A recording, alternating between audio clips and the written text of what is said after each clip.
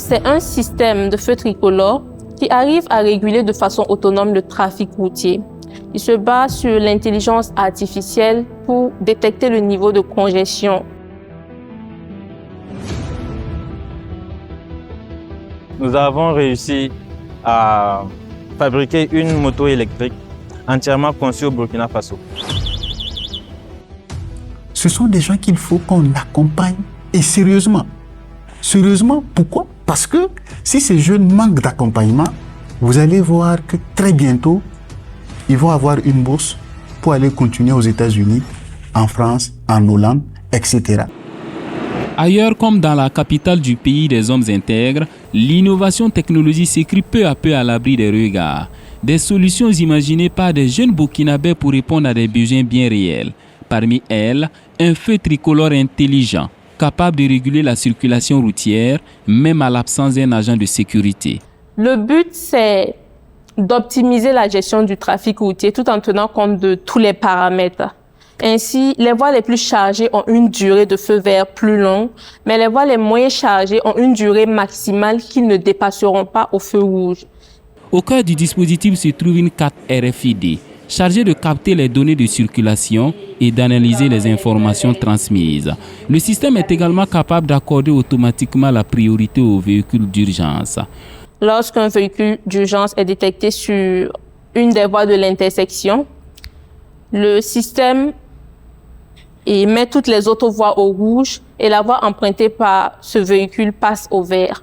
Et le feu est maintenu au vert tant que le véhicule et tant que le tag qui est détecté, parce que c'est le tag détecté par le lecteur RFID qui permet au système d'identifier qu'il y a un véhicule prioritaire, un véhicule d'urgence sur telle voie de l'intersection.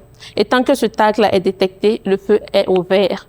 Après le passage du véhicule d'urgence, le cycle reprend son fonctionnement normal tout en tenant compte du niveau de congestion.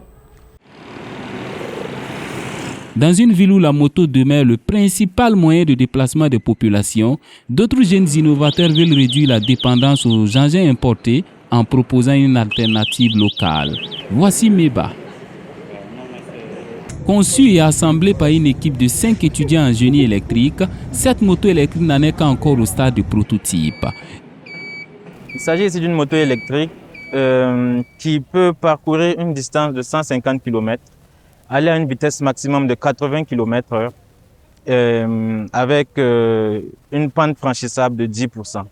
Et nous pouvons dire qu'au stade où nous en sommes, nous avons maîtrisé la technologie. Les connaissances, nous les avons acquises.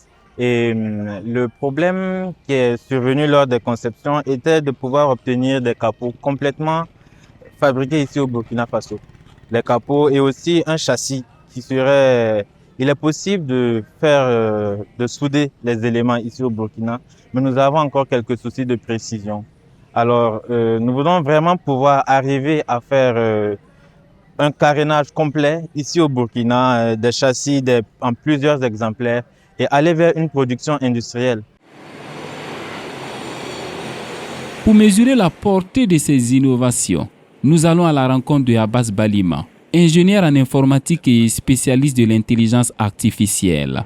Observateur attentif de l'évolution de l'écosystème technologique burkinabé, il suit de près l'émergence de ces initiatives. Vous allez voir que de plus en plus, les gens n'innovent plus juste pour innover.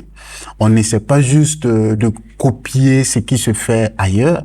On essaie aujourd'hui de chercher des solutions par rapport à des problèmes réels.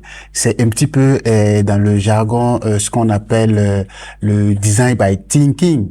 Est-ce que vous voyez? Donc, ça fait qu'aujourd'hui, les jeunes, pour trouver une solution, pour innover, ils vont aller, par exemple, vers les agriculteurs, vers les ménages, vers l'utilisateur final, poser des questions, confronter les problèmes et ensuite revenir en laboratoire pour créer des solutions. Selon lui, même encore au stade de laboratoire, ces projets possèdent un véritable potentiel d'industrialisation à condition que leurs concepteurs bénéficient d'un accompagnement technique, financier et institutionnel. Donc ici, c'est de travailler à trouver un cadre institutionnel où on va pouvoir accompagner ces jeunes-là à imaginer, à rêver, à produire, sans éventuellement se soucier de comment je vais manger, comment je vais nourrir ma famille, est-ce que.